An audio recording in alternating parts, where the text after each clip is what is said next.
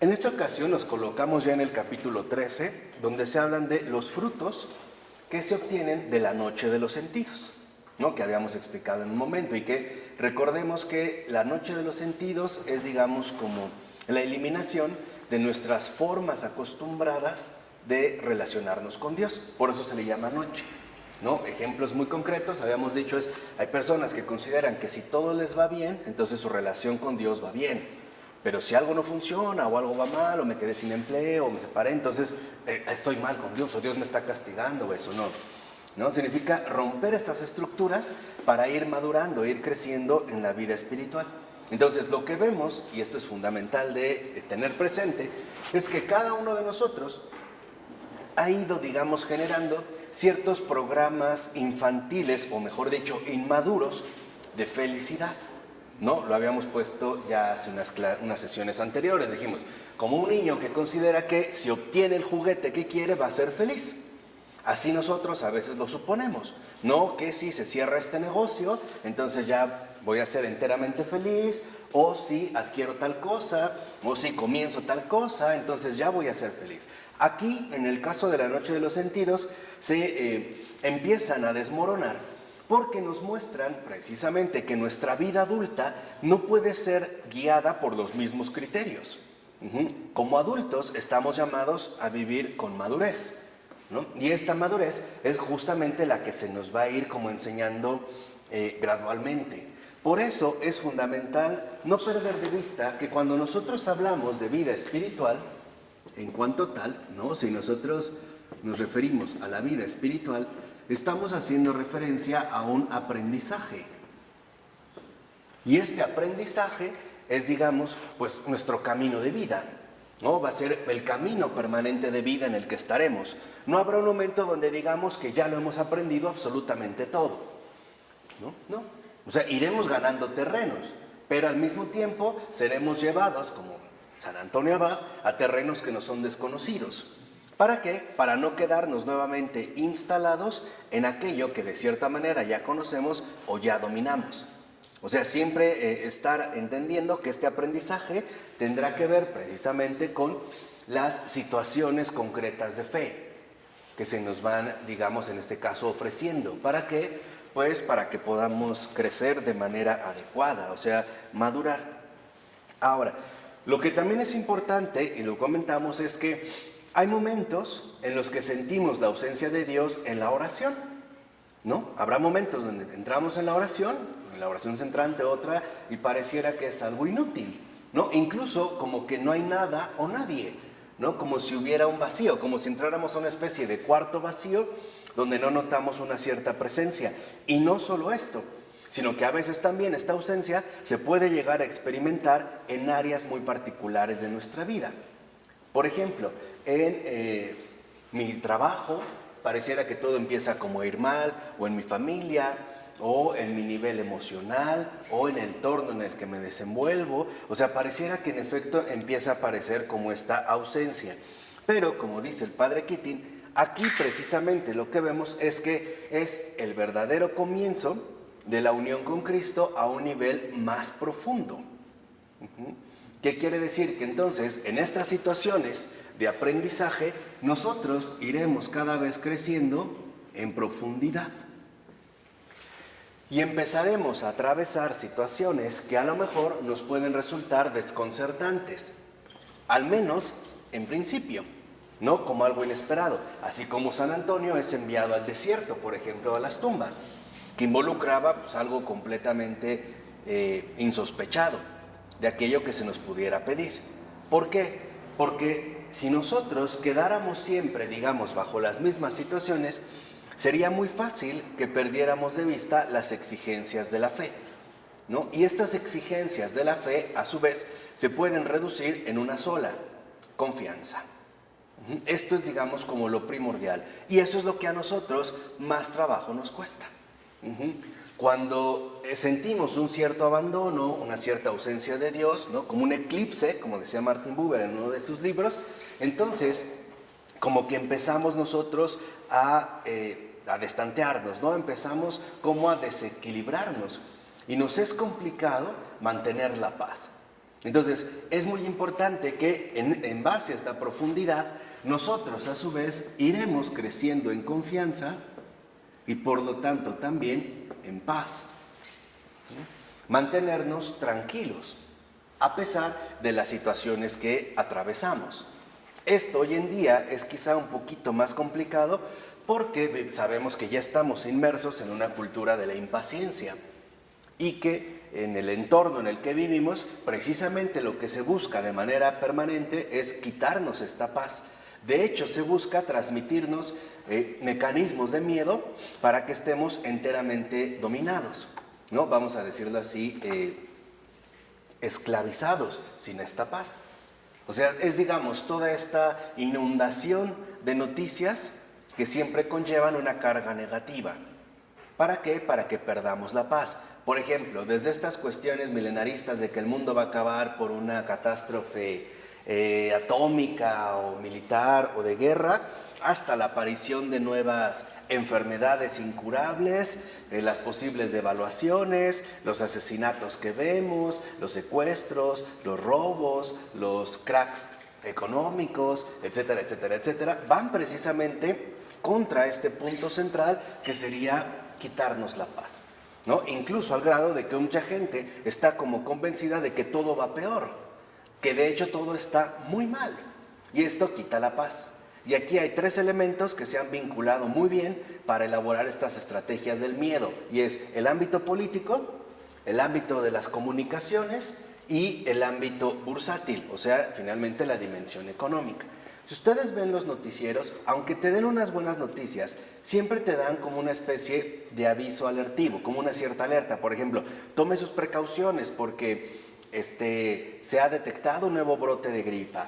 O desde detalles muy mínimos de tenga cuidado al salir porque va a haber muchas manifestaciones y va a haber un colapso en la ciudad. O abríguese bien por los cambios de temperatura. O sea, siempre es como fomentar una incertidumbre constante, ¿no? O sea, en todo este ruido que vamos nosotros recibiendo. ¿Dónde entra la mansedumbre y la humildad? Que dijera Jesús, aprended de mí que soy manso y humilde de corazón. Y hallaréis la paz. Aquí, por ejemplo, la humildad consiste en saber que no se reduce todo, o la realidad no se reduce a lo que soy capaz de ver. O sea, el ser humilde es reconocer que finalmente Dios está obrando, aunque sea de una manera que yo no puedo comprender o que no puedo alcanzar a detectar, ¿no? Ese es en primer paso la humildad. Y por lo tanto la mansedumbre involucra que mi corazón se mantiene tranquilo y en paz. O sea, se mantiene finalmente, digamos, como en esa gran perspectiva de fe que nos permite contemplar lo que a lo mejor no es tan fácil detectar a primera vista, ¿no? En una situación, digamos, muy concreta. Por ejemplo, en la que vivimos. Podemos decir que se ha incrementado el índice de criminalidad, sí, pero no como nos lo mencionan. Por ponerles un ejemplo muy sencillo, el índice de criminalidad disminuyó más o menos un 10%, mientras que en las noticias aumentó un 300%. Aquí vemos finalmente los desajustes. El índice real de criminalidad baja, pero en las noticias incrementa de una manera desorbitante, al grado de que en efecto pareciera que solo recibimos malas noticias. Entonces la persona humilde es aquella que reconoce, en pocas palabras, que en efecto Dios está obrando de maneras que a lo mejor a nosotros nos resultan incomprensibles o dolorosas, o a veces, ¿por qué no?, también escandalosas.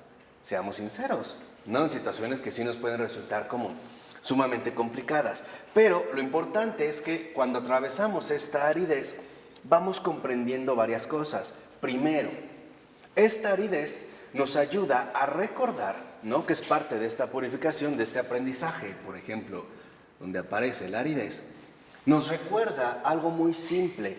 Las cosas y las personas no nos pueden satisfacer plenamente, no como realmente lo anhela nuestro corazón, porque tanto las cosas como las personas son criaturas, son cosas creadas. Y al ser cosas creadas, terminan siendo finitas, pasajeras, como nosotros mismos. Entonces, este es un primer aprendizaje a través de la aridez, en pocas palabras, que aquello que suponemos nos va a hacer felices, en realidad no lo va a lograr. O sea, podemos decir que el problema comienza cuando nosotros transformamos los medios en fines. Y entonces empezamos finalmente, ¿no?, a confundir las cosas, y aquello que es un simple medio termina convertido en un fin. Por ejemplo, tener una familia, o un buen empleo, o un buen salario, o qué sé yo. Es un medio, pero no es un fin. Cuando nosotros confundimos estas cuestiones, entonces, en efecto, empezamos a experimentar o aprender a través de la aridez que aquello en lo que supuestamente habíamos puesto el corazón no es lo acertado. O sea que estamos cometiendo, en este caso, pues equivocaciones. Y más, dijimos ya, como adultos. Entonces, lo primero que en efecto vemos, que es el primer fruto de la noche de los sentidos, a través de este proceso, ¿no?, el primer fruto es la humildad. Este es el primer fruto que vamos a obtener a partir de la noche de los sentidos. ¿Por qué? Porque nos ayuda precisamente a reconocer algo muy sustancial. Los malos momentos que atravesamos son idénticos o muy similares a los de cualquier otra persona, tan normal y tan común como nosotros. ¿Qué quiere decir? Que nos quitamos esta idea falsa de unos privilegios especiales, ¿no? Podemos decir que, en pocas palabras, el cristiano tiene las mismas dificultades que cualquier otra persona, ¿no? Atravesaremos situaciones complicadas, situaciones difíciles, pero finalmente tendríamos una distinción particular. Se supone que nosotros estamos asumiendo la vida de fe y por lo tanto no nos estamos quedando limitados solamente a lo que vemos o a lo que alcanzo, por ejemplo, a comprender, ¿no? Se supone que estoy creciendo en esta contemplación para ver al menos las cosas lo mejor que pueda, o sea, tal y como Dios las vería, ¿no?, en un sentido amplio, aunque yo no la alcance a cubrir completamente. Sí, claro. Y entonces, ahora, digamos, mis preocupaciones pasan a convertirse en confianza hacia el Señor. Sabiendo que lo que atravieso, para empezar, pues es normal. O sea, serían las dificultades normales de cualquier otra persona, desde elaborar estos engorrosos trámites burocráticos hasta padecer, no sé, la pérdida de un ser querido o enfermedades de todo tipo, ¿no?, o molestias, vamos a decirlo así, incluso de todo tipo, a lo mejor hasta con los vecinos o qué sé yo. Pero reconocemos en humildad, en pocas palabras, que somos uno más. O sea que seguimos siendo una persona como cualquier otra, ¿vale? Con una diferencia. Dios nos está protegiendo, sí, pero en secreto. Nos permite que vayamos madurando. No interviene antes, porque si no, esto no nos va a ayudar. Acuérdense, Dios sí es perfecto. ¿Se acuerdan como esta parábola que pusieron de la crisálida, ¿no?, donde el científico, ¿no?, se dedica a hacer una mariposa extraordinaria, pero al ver que quedaba como atorada en la crisálida y no podía salir, él se desespera, lo corta y sí sale, pero ya no vuela, porque le era necesario, ¿no?, hacer el esfuerzo, ¿no?, el batir con las alas para llenarlas de sangre y poder volar. Entonces, aquí vemos que a veces, si una dificultad que tenemos en nuestra vida no pasa, es porque todavía no hemos obtenido el fruto esperado. Esto es algo pero importante, ¿eh? O sea, no crean que las dificultades en la vida se presentan algo así como torturas innecesarias. No. Podrán durar según nosotros aprovechemos o no esa situación. O sea, se obtenga de nosotros el fruto, ¿no?, fundamental. Por ejemplo, en este caso, pues a lo mejor la aparición de determinadas virtudes, como la paciencia o la condescendencia o la compasión o qué sé yo. Siempre que nosotros atravesamos una dificultad, se nos está dando la oportunidad de obtener algo muy bueno en nuestra propia persona, ¿no? Vamos a decirlo así, a lo mejor un cambio de actitud o sobre todo trabajar en determinadas virtudes. Y esto es un aspecto central, porque una vez ya lo habíamos dicho, siendo sinceros, las virtudes solo se ejercitan en las dificultades. Solo ahí. O sea, si tenemos dificultades, quiere decir que entonces se nos está pidiendo, ¿no?, que ejercitemos las virtudes. Y para ejercitar estas virtudes se nos están ofreciendo las circunstancias necesarias. En pocas palabras, Dios nos pone todo, ¿no? Desde la situación concreta que nos puede resultar problemática hasta la indicación de aquello que nos es necesario trabajar para madurar en situaciones muy concretas. Por ejemplo, cuando atravesamos dificultades, ahí es donde, con un poquito de atención, empezamos a ver aquello que debemos ordenar. Por ejemplo, ¿cuántas veces ante una dificultad nos ponemos pero verdaderamente locos? Ejemplo, nos enojamos, nos llenamos de ira, de impaciencia o de ansiedad o de desesperación. Bueno, todo eso es lo que hay que corregir. ¿Cómo se va a corregir? Pues con la virtud contraria, ¿no? Por ejemplo, si detecto que quedaron de llamarme para cerrar un negocio y no me hablan y me empiezo a inquietar, entonces quiere decir que tengo ansiedad, ¿no? ¿Con qué puedo yo contrarrestar la ansiedad o combatir la ansiedad? Precisamente con la paciencia. ¿Me va a costar? Pues sí, pero me va a costar ante todo porque no estoy habituado. No es algo que tengo entrenado, más bien me dejo llevar por mis partes negativas, vamos a decirlo así, ¿no? Por estas partes débiles que no he desarrollado bien. Entonces, lo que vemos es, como dice el padre Keating, que el fruto de este proceso de purificación, la noche de los sentidos, es que nos sentimos más libres al momento de tomar decisiones. Porque ya no es tan sencillo que interfieran ni nuestros impulsos ni nuestras obsesiones, que vienen precisamente marcados por nuestro falso yo, por este hábito equivocado de ser. Entonces, aquí es importante que en la noche de los sentidos nosotros vamos asumiendo esta purificación, entendiendo que se trata de vernos libres de los impulsos o las obsesiones que hemos venido adquiriendo y que la verdad no nos han ayudado bastante. ¿Cierto o no? O sea, aquí es fundamental que nosotros veamos, en pocas palabras, cómo no nos movemos en libertad, sino condicionados por muchas situaciones personales que hemos ido adquiriendo. Una de ellas es, por ejemplo, lo impulsivos que podemos ser, en lugar de ser ciertamente prudentes. O también lo obsesivos que podemos llegar a ser en ciertas circunstancias. Entonces, aquí se nos pide cambiar precisamente estos criterios. De tal manera que toda la energía que poseemos como seres humanos sea canalizada en propósitos mucho más provechosos y benéficos. Entonces, en pocas palabras, la purificación de la vida espiritual lo que busca es enseñarnos a vivir la libertad, enseñarnos a vivir libremente, ¿no? Darnos, digamos, la posibilidad de madurar como personas adultas, pero en la libertad, rompiendo precisamente nuestros esquemas habituales de equivocación. Por ejemplo, cuando a veces nos dejamos llevar por impulsos, ¿no? No prudentes o por obsesiones que no nos han permitido crecer de manera adecuada. ¿No? Esto sería algo que cada uno tendría que valorar. Entonces, lo que vemos es que, en efecto, el primer punto en la humildad es que aprendemos a no reaccionar de manera exagerada. Por ejemplo, si de repente una persona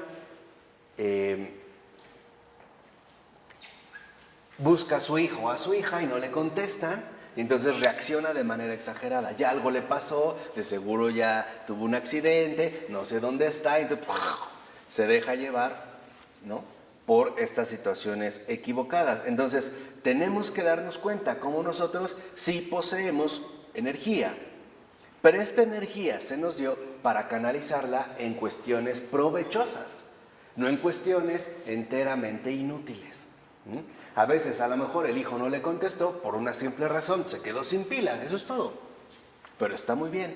Y la otra persona se desgastó de tal manera que incluso no solo terminó molesta, sino que a lo mejor también acabó con dolor de cabeza o sumamente perturbada. O sea, ahí se ve cómo no estamos canalizando bien nuestro verdadero potencial, que es justo lo que la libertad nos permite desarrollar. ¿Sí? ¿Vamos? Esto es lo que se va a ir poniendo, digamos, al descubierto. Por ello es que es tan importante que entendamos que la vida espiritual en humildad nos permite ser receptivos, estar abiertos y recibir todo aquello que el Señor nos quiere ofrecer. No solo en términos materiales o visibles, porque también lo hay, pero sobre todo en cuestiones interiores, o sea, en cuestiones, vamos a decirlo así, espirituales. ¿Qué es lo que realmente el Señor me quiere ofrecer? ¿Qué es lo que realmente quiere que yo posea? Por lo regular veremos que lo que Él quiere que yo posea son cosas buenas, ¿no? Tanto exteriores como interiores. ¿Cómo puedo detectar qué cosa quiere de mí en base a las dificultades que voy atravesando? Por ejemplo, si tengo una situación complicada, ahí yo puedo empezar a ver cuáles son mis impulsos más inmediatos o mis obsesiones más frecuentes. Pongamos otro ejemplo. Resulta que a lo mejor tenía que recibir un pago y no lo recibo.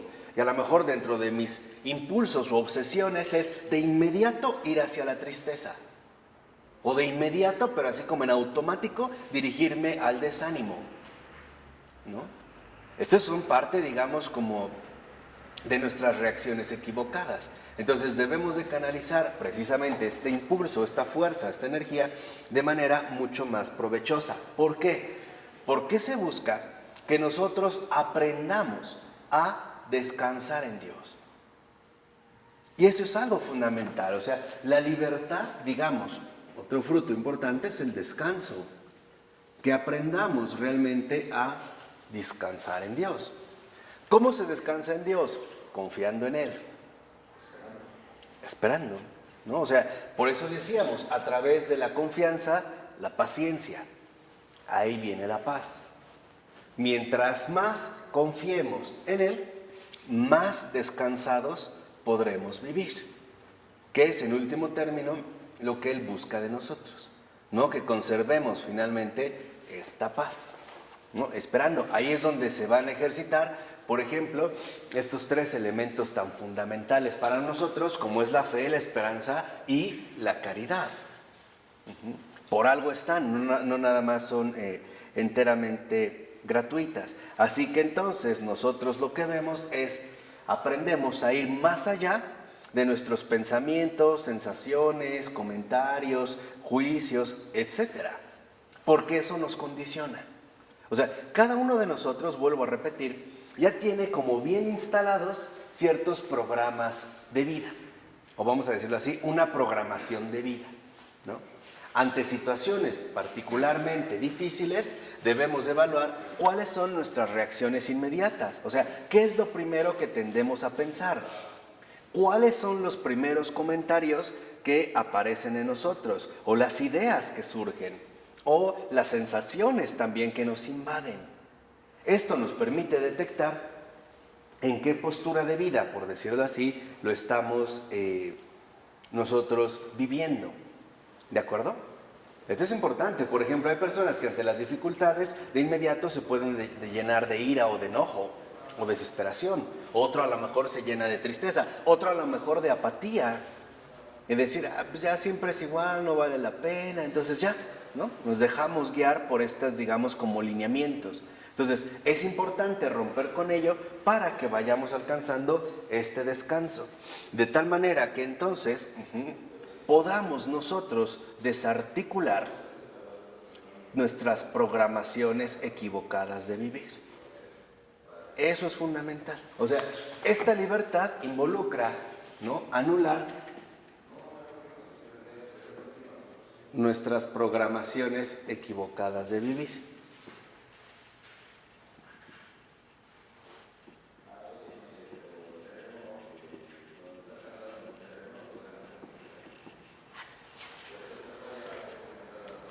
Y esto lo podemos detectar en nuestro ámbito cotidiano de vida. Por ejemplo, si vamos a un restaurante y le pedimos al mesero un cierto platillo y no nos lo lleva o nos lleva otro que no pedimos, ¿cómo reaccionamos? ¿Cómo estamos empleando estas energías? O si vamos manejando y a lo mejor alguien nos da un cerrón o comete algo impertinente, ¿qué nos sucede? Ahí se va a ver realmente nuestro grado de locura. Porque a veces por nada hacemos un tremendo escándalo que solo nos desgasta. Y por eso llegamos finalmente muy maltratados, ¿no? Al punto de que después vamos a empezar a buscar justificar nuestra propia locura. ¿Cuál es la primera justificación que más tenemos a la mano? Pues claro, los verdaderos culpables de que yo viva tan mal son los demás. Y empezamos literalmente a escupir, ¿no? Después ya no es que este idiota no sabe manejar, es que nadie sabe manejar. Por eso la paso tan mal. Porque nadie tiene cultura, porque no sé qué, porque no sé qué, porque no sé qué. O sea, ya empezamos a vomitar, ¿no? Empezamos a echar como la espuma por la boca, donde se puede apreciar, ¿no? Realmente cómo estamos ya condicionados, ¿no? O sea, cuáles son estas programaciones o estos mecanismos que nos vienen dominando. Así que debemos de aprender a detectar a nivel consciente la forma en la que se manifiestan estas programaciones. O sea, en nuestro nivel ordinario de vida, tanto de manera positiva como de manera negativa. ¿Qué es lo que les decía? O sea, estas programaciones equivocadas de vivir aparecerán como reacciones. ¿Cómo reaccionamos ante situaciones ordinarias de nuestra vida? Por ejemplo, desde detalles muy básicos. ¿Cómo reacciono si no sonó el despertador? Por poner un caso muy sencillo. O cómo reacciono si llego a la casa y tengo mucha hambre y no hay comida. O no hay comida preparada. O cómo reacciono si el agua de la ducha no está caliente. O si me quedé sin agua. O cómo reacciono, por ejemplo, ante las equivocaciones de los demás. E incluso ante mis propias equivocaciones. Hay quienes se descuartizan a sí mismos, ¿no? Se agarran como piñatas, ¿no? Con el palo de la ira y solitos se apedrean hasta que se rompen, ¿no? Se terminan sacando toda la fruta. Entonces, es bien importante que nosotros detectemos nuestras reacciones. O sea, ¿cuáles son las reacciones que nosotros vamos teniendo o vamos expresando en nuestra vida ordinaria? ¿Cómo debe ser la reacción? Tranquila. Tranquila. No, pero con un esfuerzo de aprendizaje. Sí. O sea, finalmente en este esfuerzo de aprendizaje, Hacia Dios. lo primero es detectar, ¿no? Lo primero es ser honesto, ¿no? O sea, detectar. Decir, por ejemplo, en una situación particular de la vida, ¿cómo reaccioné? A lo mejor en detalles bien cotidianos, desde el hecho de que me subí al transporte público y había un lugar y me iba a sentar y a lo mejor alguien me empujó y se sentó. ¿Cómo reacciono? O sea, en detalles concretos. Acuérdense, el cristianismo no es abstracto, ¿eh? El cristianismo es concreto, siempre se refiere a nuestras situaciones concretas. Entonces, a partir de aquí, lo primero que tengo que hacer es detectar, ¿no? Voy a detectar cuáles son mis reacciones habituales, cómo reacciono en estas circunstancias, para que después yo pueda entonces ahora darme cuenta qué se me pide. Y esa es la lucha. O sea, entendamos que en la vida espiritual aprendemos algo fundamental. Realmente no hay culpas ni culpables, ¿no? O sea, es más bien una lucha radical contra uno mismo. Esto es lo que en verdad tiene que cambiar, no los demás, o lo demás, o las circunstancias que nos rodean. No son mis hijos la fuente de mi infelicidad, ni los peatones, ni los marchantes, que literalmente son los que hacen las marchas, ¿no? Ni los marchantes, ni Peña Nieto, ni Bush, ni los yihadistas, ni Donald Trump, no. Ahí no están. El verdadero núcleo donde están mis auténticos problemas es en mí. Por eso es que tenemos que llevar una vida espiritual para ir corrigiendo estos defectos. Funcionaría así, sobre todo en el caso de animales, ¿no? Por ejemplo, se entrenaba en el conductismo. Sí, si yo sueno una alarma y le pongo un premio a un cierto animal, empezará a reconocer la motivación que lo dispara, la alarma y la finalidad, pues obtener el premio, ¿no? Que se daba. Pero en el caso de los seres humanos, no tenemos esta programación tan férrea. O sea, lo que aquí me interesa mucho es que con toda sinceridad aprendamos a reconocer quiénes somos. Este es el paso, o sea, aprender a reconocer quién soy. Porque las circunstancias pueden variar, pero mi yo aparece tarde o temprano, de una o de otra manera. Claro. Es que este es como un criterio muy particular. Por ejemplo, San Anselmo decía, yo prefiero pensar mal de mí y bien de los demás, en principio, ¿no? Por ejemplo, a San Anselmo una vez llega y vamos a suponer, no encuentra su misal, por poner un ejemplo, ¿no? Para San Anselmo lo primero es, como nosotros diríamos, es quién lo agarró. ¿Sí lo ven o no? Yo lo dejé aquí, ¿quién lo agarró? Anselmo decía, no. Yo seguramente lo perdí o lo extravié o le dejé en otro lugar. O sea, aquí vemos que en efecto va a concentrarse en aquello que debemos cambiar en nosotros, ¿no? O sea, aquí entendemos cómo es importante ser severos con uno mismo y muy indulgentes con los demás. Y no al revés. Hoy nosotros somos tremendamente severos con los demás y bien indulgentes, bien cómodos con nosotros mismos, ¿no? Al grado de que hay personas que le gritan, es que me echaste a perder mi vida. Ahí se ve, o sea, ahí se ve el trastorno que en efecto podemos experimentar. Y es un trastorno, ¿por qué? Porque también no estamos entendiendo cómo es fundamental canalizar este tipo de situaciones. Vamos a verlo así. En las situaciones ordinarias de la vida, ahí aparecerá nuestra personalidad, incluso en su dimensión oscura, ¿no? Bajo ciertas circunstancias. O sea, puede ser que seamos muy pacientes, pero en ciertas circunstancias a lo mejor explotamos. O como decimos, perdimos el control. Que hasta alguien se espante y dice, ¿ahora qué le pasó? Si no era así, bueno, pues era parte también de su personalidad. Lo que pasa es que no había salido a la luz, pero ahí estaba. No era, por decirlo así, como una bomba de tiempo. No se ve, pero ante cierta causa se enciende un interruptor y explota. Entonces, ¿qué tenemos que hacer en ese caso muy concreto?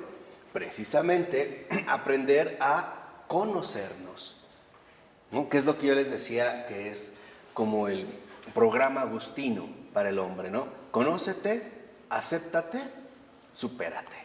No, lo primero es, pues sí, conocernos. Ay, en estas circunstancias reaccioné de esta manera. Bueno, sí, puede ser de forma incluso también positiva. ¿Por qué no? A veces tenemos reacciones bastante positivas, ¿no? A veces a lo mejor hasta nos podemos sorprender. Híjole, yo no pensé que fuera a hacer esto o que reaccionara de esta manera. O sea, irnos conociendo e irnos aceptando sin establecer juicios, ¿no?, rotundos sobre nosotros, ¿no? Simplemente lo reconozco. De tal manera que entonces nosotros, en efecto, podemos darnos cuenta cómo todo aquello, fíjense, y esto es algo fundamental, todo aquello que, por ejemplo, nos desmotiva, nos entristece, nos desanima, etcétera, viene del falso yo. O sea, viene de nosotros mismos, ¿eh? De ahí viene. Este es el descontrol, digamos, fundamental. Mientras que, por el contrario, los consuelos espirituales que recibimos son positivos. Dicho de otra manera, Dios lo que busca es alegrar los corazones y nosotros deprimirnos o desanimarnos.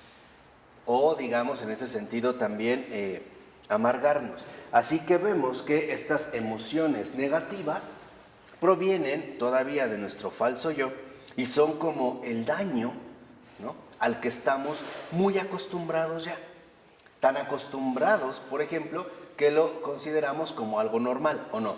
Yo he escuchado personas que dicen, pues es que toda mi vida así, he sido así, por ejemplo, preocupona, pues así me voy a morir. Pues no, no tiene por qué ser así. No es literalmente lo que en este sentido se nos está ofreciendo. Entonces, lo que vemos es que a través de la noche de los sentidos, lo mismo que en las parábolas de Jesús, se nos invita a percibir la realidad de una manera diferente. Como en las propias parábolas del Señor. ¿Para qué? Para que quitemos esta base en la que supuestamente nosotros nos sentíamos ya como muy seguros. Por ejemplo, hay personas que se sienten muy seguras actuando como lo han hecho hasta ahora. Ejemplo, ante una circunstancia, enojarse. Tú velo a través de muchos conductores. Ahí se ve la oscuridad de su personalidad, al grado de que pueden bajar y no solo golpearse, tal vez hasta matarse. Ahí lo vemos, o sea, en situaciones bien concretas, ¿no? ¿Por qué? Porque consideran que ese es el modo correcto de vivir. Y ese es el error, ¿no? O sea, estamos llamados a hacer las modificaciones que en este caso nos resulten enteramente necesarias. Así que también, por ejemplo, esto implica romper con prejuicios que tal vez nos fueron inculcados desde muy temprana edad, a manera también de una educación, ¿no? De una cuestión, vamos a decirlo así, equivocada. Sobre todo también con respecto al concepto que nos formamos de Dios. Por ejemplo, ¿cuántas veces no nos hicieron creer que Dios era algo así como el policía, el juez implacable, el castigador, el verdugo o el coco? ¿No? Alguien a quien en lugar de acercarnos con confianza, a lo mejor más bien, si nos llegamos a acercar, puede ser con miedo. Ahora, estos juicios, el error de estos juicios, y esto es algo fundamental, es que están basados en emociones, no en situaciones objetivas. Y este es un aspecto central. Muchos de nosotros establecemos juicios a partir de las emociones. Ejemplo, estamos discutiendo con nuestra pareja o con un amigo o una amiga, de repente crece nuestra emoción de disgusto al grado que le decimos, lárgate, no te quiero ver. Pero este juicio viene de mis emociones y por eso es equivocado. ¿Por qué? Porque las emociones no pueden ser un criterio, digámoslo así, para decidir. Porque las emociones son bien volátiles, ¿o no? Las emociones, así como pueden ser muy intensas, así se van. Lo mismo, por ejemplo, un intento de suicidio. ¿Desde dónde apareció? Desde una emoción muy intensa. Por ejemplo, es que ya no tengo ganas de vivir, pero le está elaborando este juicio a partir de la emoción concreta que tiene. Y esa es la equivocación. O sea, estamos llamados a entender que nuestras emociones no son bases firmes para establecer juicios, sino que tenemos que aprender a no dejarnos llevar por las emociones que nos invaden. Otra vez, vuelve a aparecer este rasgo central de la ¿qué? De la libertad. O sea, el descanso que se nos ofrece también es un descanso de las emociones. Porque es verdad que las emociones sí nos mueven y nos desgastan bastante, ¿o no? Siendo honestos, ¿cuántas veces emitimos juicios a partir de situaciones muy concretas? Por eso, digamos, incluso por puro sentido común, ¿qué pasa si estamos entre varias personas y nos enojamos mucho? ¿Qué es lo primero que nos dicen los demás? Cálmate, cálmate. No, es que ahorita, espérame, ¿qué le decimos? Cálmate. Porque está obrando a partir de emociones, no a partir de razones. Y aquí es cuando tenemos que aprender que las emociones no son buenos criterios para la acción. Esto es, por ejemplo, lo que a mucha gente ha conducido a volverse muy voluble. Claro, emocionalmente está muy bien, entonces ¿qué? Todo bien, todo lo hace bien. ¿Y si está mal? Todo lo hace mal, al carajo todo. No es una persona que vas a ver, está de buenas y te recibe muy bien, está de malas y no te quiere ni ver. Eso es equivocado. ¿Por qué? Porque otra vez está asumiendo su vida a partir de emociones. Entonces, ¿cuándo se toman decisiones? Cuando estamos tranquilos, nunca cuando estamos alterados. Porque una emoción, positiva o negativa, nos altera, ¿no? Yo he conocido muchos jovencitas que llevan una semana de conocerse, que dicen llevarse de manera maravillosa y ya se quieren casar. O se tatúan el nombre y después ya no saben ni qué hacer. Pero porque están actuando a partir de la emoción, no a partir de una situación objetiva, serena, tranquila. ¿Qué pasó? Bueno, ahí se enlaza con las adicciones, que la gente que no sabe manejar sus emociones, pues se enlaza con la adicción. Claro, pero es que no la sabe manejar porque no la sabe reconocer. Es por eso, o sea, si tú las detectas, sí puedes ir trabajando en ellas. Porque también para eso se nos dio razón. Entonces, tenemos que darnos cuenta aquí de dos factores importantes. Hay personas que somos a lo mejor mucho más emocionales y vivimos en base a las emociones que nos dan. Hay personas que son más intelectuales y se dejan llevar más por las ideas que van apareciendo, ¿no? Pero algo es un hecho, ya sea de manera emocional o de manera intelectual, nos va a perjudicar. Porque no se va a quedar en ese punto. Ejemplo, si alguien es emocional, puede ser que de repente le empiece a invadir una emoción o una sensación incómoda o molesta, ¿no? De hastío, de fastidio. Entonces, como lo está viviendo emocionalmente, ¿qué va a buscar para completarle, para ponerle la cereza al pastel? Pues una idea adecuada con esta emoción. Entonces ahí empezamos a ver personas emocionales que atraviesan una cierta emoción y entonces de repente empiezan a tener ideas o a generar ideas que vayan de acuerdo con lo que están sintiendo. Por ejemplo, es que realmente la vida no vale la pena, haberme casado fue un error, ¿no? Haber hecho todo esto. Exactamente. Exactamente. Ojo, lo que quiero que entiendan es que siempre las emociones pactan con las ideas y viceversa. Las ideas siempre pactan con las emociones porque tienen que ir a la par. No es posible para nosotros que tengamos ideas muy optimistas y emociones muy pesimistas. En pocas palabras, siempre somos bien mañosos y hacemos muchas complicidades. Hay personas que al revés, empezaron con ideas negativas, no es que el país, la situación económica que viene, y la guerra mundial, y la globalización, no sé qué. Entonces, como está saturado de estas ideas, también debe de tener emociones que sean compatibles con sus ideas. Por ejemplo, de amargura, de molestia, de irritación, de coraje, etcétera, etcétera, etcétera. Tienen que ir a la par, se hacen pactos, y eso es lo que hay que romper. Este carácter no está tan enteramente definido como querían las caracterizaciones de las escuelas psicológicas, porque todos tenemos un poco de todo. O sea, lo que me parece más importante es entender nuestra personalidad como una situación viva sumamente compleja. Y esto es importante, o sea, hay momentos donde, por ejemplo, no siempre reaccionamos del mismo modo. A veces reaccionamos de otra manera. No estoy ya plenamente perfilado, por ejemplo, como un colérico. Hay veces, a lo mejor las personas que me conocen como colérico piensan que voy a explotar, resulta que no pasó nada. Que lo tomé como de lo más normal, es más, ni me importó.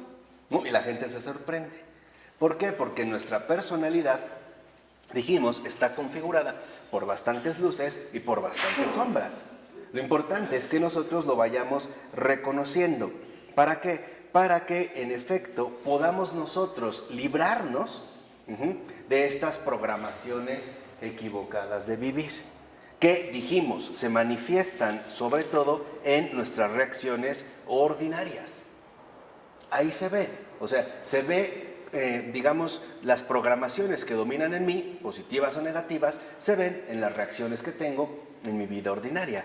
Sobre todo, más, digamos, se notan mucho más cuando atravesamos situaciones complicadas, que exigen, digamos, como tomar posturas mucho más tajantes. De tal forma que entonces entendemos que el seguimiento a Jesús, pues es finalmente un compromiso. ¿Por qué? Porque si lo ven, fíjense, las contrariedades, las dificultades que vivimos en la vida ordinaria nos desafían constantemente para que rompamos nuestro compromiso con Jesús. Cuando yo le digo a Dios, creo, también estoy estableciendo un compromiso. ¿Estamos de acuerdo? Si yo digo, creo en Dios, lo que estoy diciendo es que vivo en base a esta creencia. De tal manera que entonces, por ejemplo, ¿cuál es mi primer compromiso con Jesús? Mantenerme, ¿qué? en paz. ¿Qué es lo que al parecer buscan las contrariedades ordinarias de la vida? Quitarnos la paz. O sea, que rompamos ¿qué? Compromiso. O sea, que traicionemos a Dios. Que le diga, creo, pero me vea bien sangoloteado por todo lo que se va presentando a mi alrededor. ¿Sí queda claro? Esto es muy importante, ¿eh? ¿Para qué? Para que podamos precisamente, ¿no?, crecer y darnos cuenta que en efecto debemos de retomar de nuevo el valor del compromiso, sobre todo en una cultura que no lo fomenta. Hoy lo vemos desde la unión libre, vamos a vivir juntos. O sea, no es por una cuestión netamente de lujuria y depravación, no. Es porque en nuestra cultura el compromiso no tiene cabida.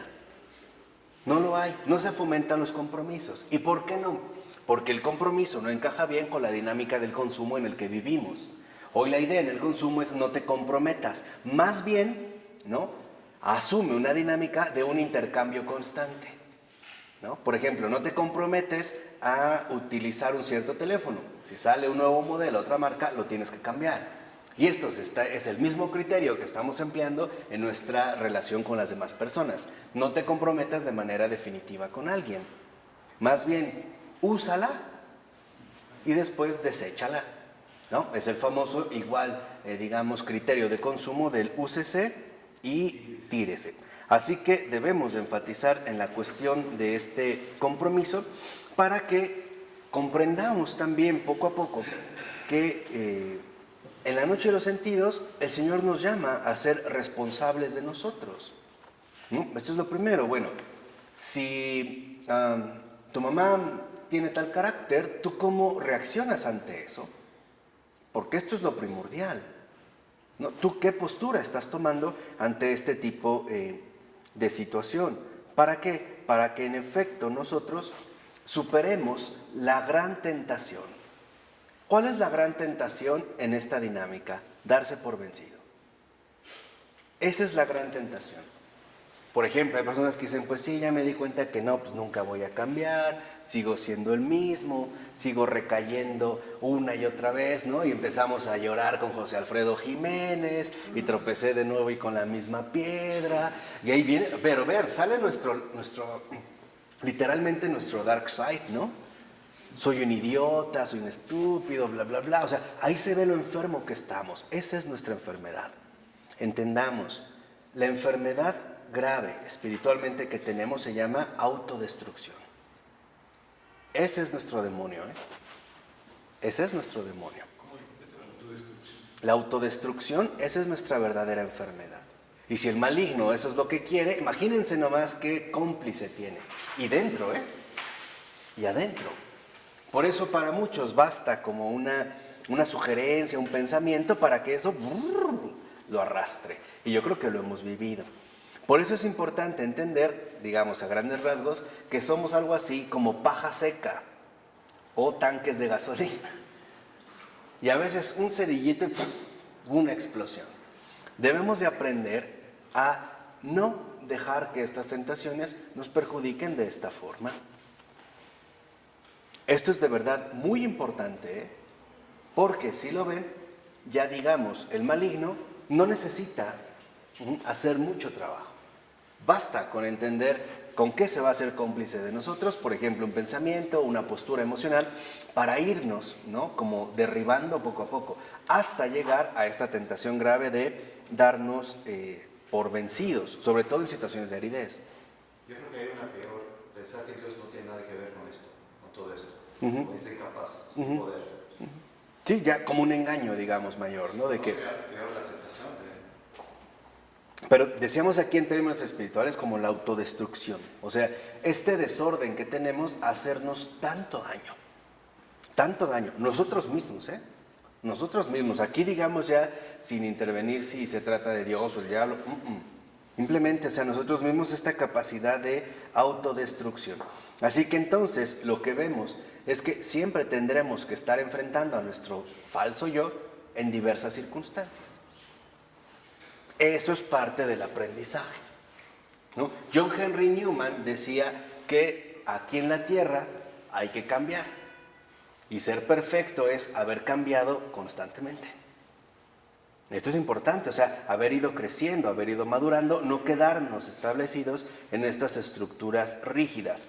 Por ello, fíjense, dice, por una parte puede ser que algo en nosotros dice, pues sí, no me voy a dar por vencido, quiero seguir sin importarme las consecuencias.